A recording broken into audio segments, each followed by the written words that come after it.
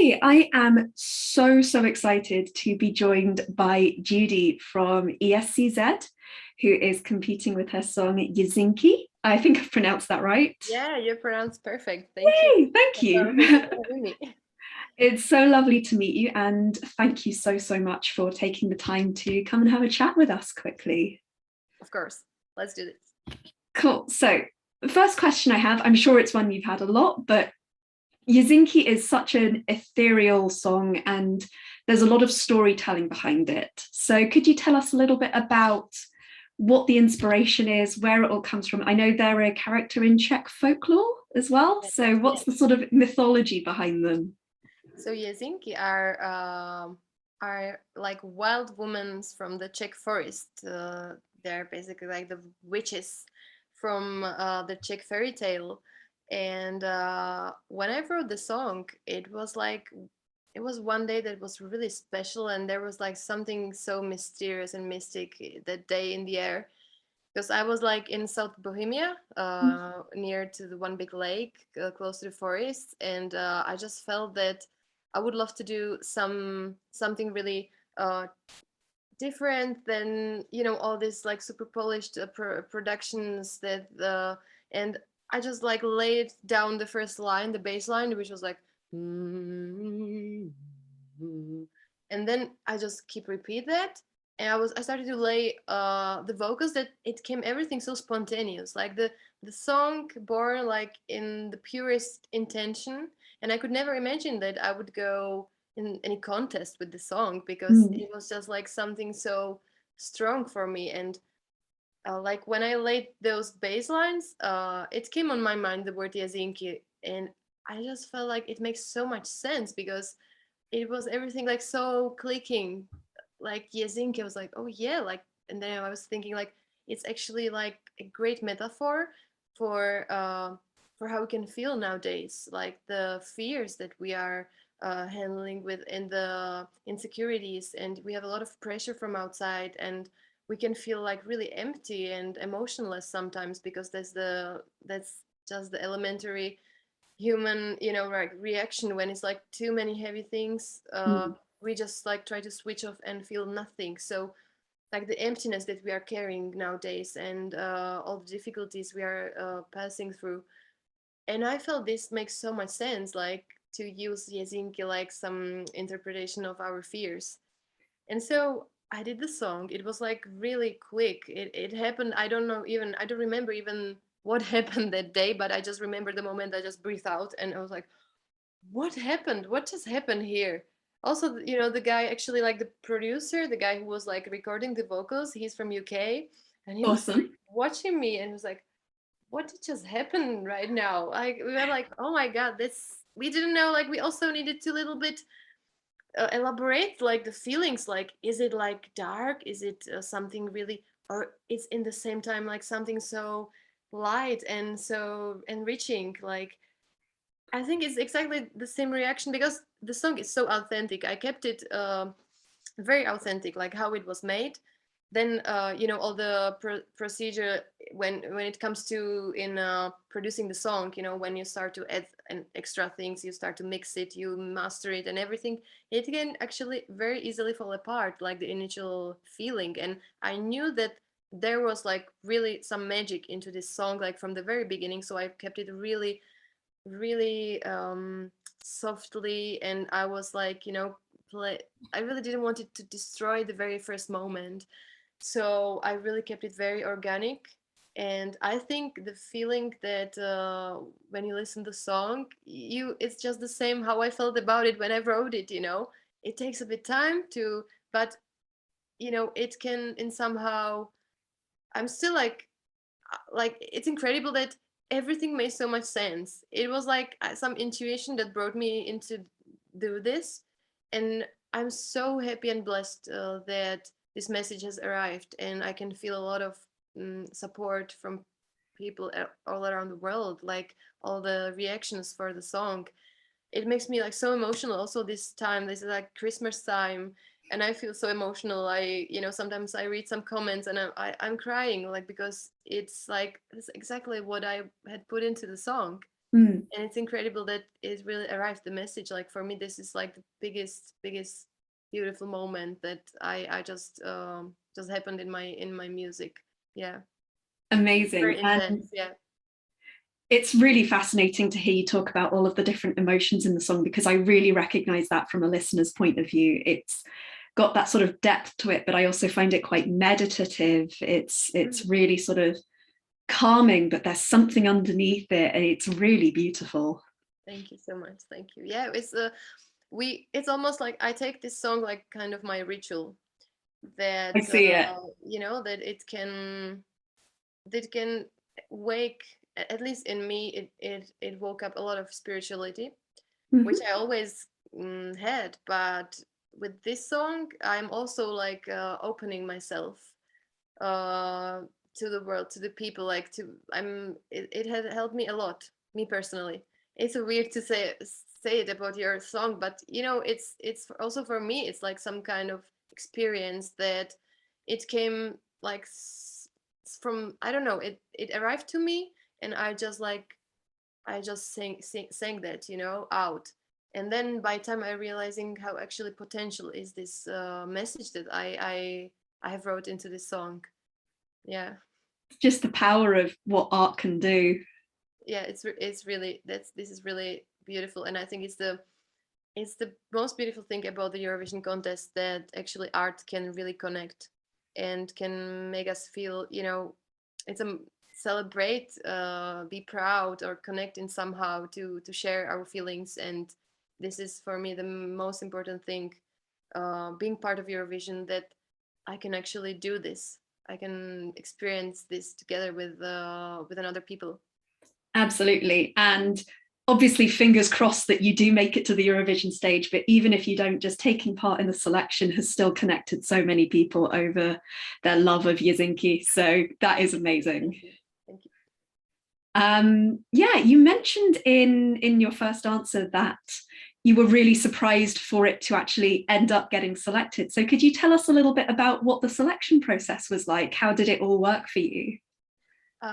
So I have been like offered like from different people, or like I've been asked for already some time, like try Eurovision, think Mhm. like, because I have around like really creative people and are amazing artists, and they know me, then they know that I've put always like deep messages into my music. So they were like kind of pushing me, like, you should go there because you have something to say. And I was like, okay, so why not? So I Mhm. just in Czech Republic it works like this: you send like you apply your song, and then they pick. I don't know who actually makes the selection exactly. I think there is some jury, international, someone. Yeah. And yeah, I thought this year has been so far like 150 songs plus that they applied, and Helsinki made it into final seven, which is great, and I'm so thankful for that I could bring on my message into the world also.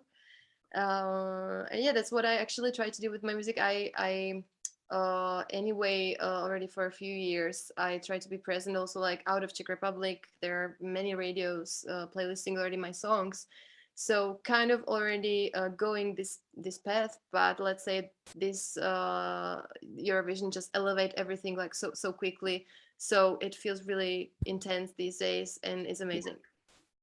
Awesome.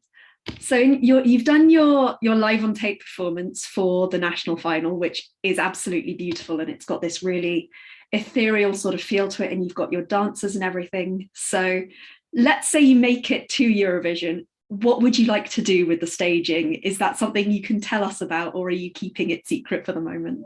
So I definitely work a lot with the visuals always. With whatever song I do, for me it's very important because it just gives me opportunity to bring it another dimension. And so like doing already now at this stage, like the staging was for me like really elementary, because I always do it. Like even on my live shows, sometimes I have like live band. We are like a female band, but for some special occasions or like some galleries and openings and so on, I do live performance with performers, with dancers. So it came really spontaneous, this thing to do it already, like also in performative art.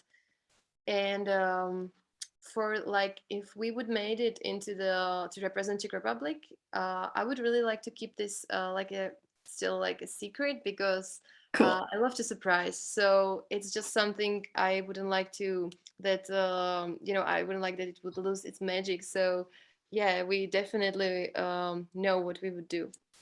Amazing. I'm really excited to see, and hopefully we do get to see it at some point. Thank you. One of the things I was reading when I was sort of doing my research is that you are massively into fashion, and it's one of the things that I saw in just all of the sort of pictures of you that are out there. You have the most beautiful outfits. Could you tell us a little bit about who inspires you in terms of your fashion sense? What sort of designers you love? Any sort of Mhm. anything in the fashion sphere Yeah, that you like? there are so many of them. I'm just like always, you know, I'm following all of them in Instagram, but there is so many of an inspirative fashion designers and artists. Like who is coming on my mind right now is Balenciaga, it's Mhm. Vivienne Westwood, it's Hydra, which is really, really progressive artist from Italy. Oh, And I had amazing. like it was so great, like we connected in our latest video, like previous video Icarus, that she had gave me like the outfit. She works with latex, Mhm. so I had like the dress completely from latex. And Wow. yeah, she makes like those liquid things. It's really amazing. Definitely go to check her. She was dressing Arca or what is her name, another artist, Rosalia. Mhm. And yeah, she has been really, really, she's really amazing. So I'm thankful for all of those connections, and we can work like together and create something unique. Awesome. I've got some latex clothing myself, and I just know how hard it is to get in and out of. Oh I can yeah. imagine it was a struggle. It is big struggle when you put it on, but it's even worse when you need to remove it, because it actually Yes. sticks on your skin. So you know, it feels like your second skin actually. But yeah, kind of hard one to work It's with. one of the things that's so amazing about it as a material, but also very, very impractical sometimes. Yeah, yeah, but actually I felt so good because she's Hydra is using like some special treatments for that, so Ooh. it's not exactly like the usual latex like we are used to. It has some special treatments that is actually like really smooth to your skin. Because I Ooh, used to also in interesting. my previous video have like completely latex thing that when you need to put the powder on your skin so you don't sweat and you need, you know. Mhm. But this one was different. She has I don't know what does she what she uses, but it's really different. It feels really like your second skin. You should Ooh, definitely interesting. experience that some of her pieces. I'm gonna look this up afterwards. And so I know you're currently working on an album as well. Can you give us any sort of hints as to what we might expect from your album, and also when we might start to hear it? So it's a constant process that I was like very into. Like after summer, I just was like, yes, like in the end, by the end of the year, I want to finish that. But now like it's has been so many things going on that I just cannot concentrate. I really need to have like clear head and to be very relaxed to be creative and to do it like on the right, you know, how I would like to. So Absolutely. I just postpone it for now, and I can wait for the moment where I can say, okay, so now I think I need some holiday. I guess I first to get a little bit more relaxed, and then I can start to create again. So it's a constant process.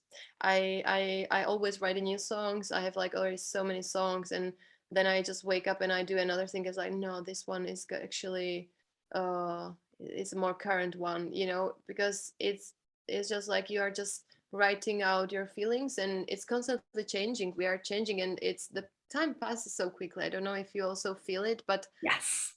it passed so quick. And also my opinion change or my feelings change very quick. So I think I will need to just I will do it like I will go, I don't know, for some songwriting in the mountains, and I will take some, I don't know, 2 weeks time to actually finish the thing, because I want that it's really that it's something that I can write down on a moment.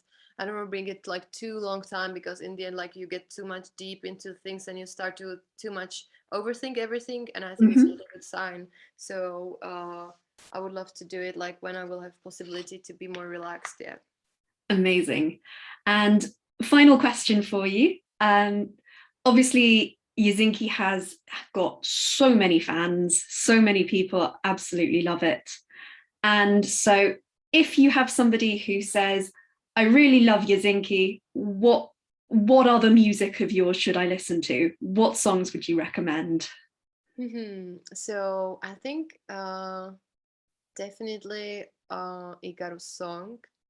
It's a symphonic version of another track I did, like another version of the, because I used to do this often, that I have like one version of the song, and then I feel like I could I feel like I feel it already different, but it's connected with what I said before, because after I go on with my mood and I'm like, maybe I feel it more like I would like to express it this way also.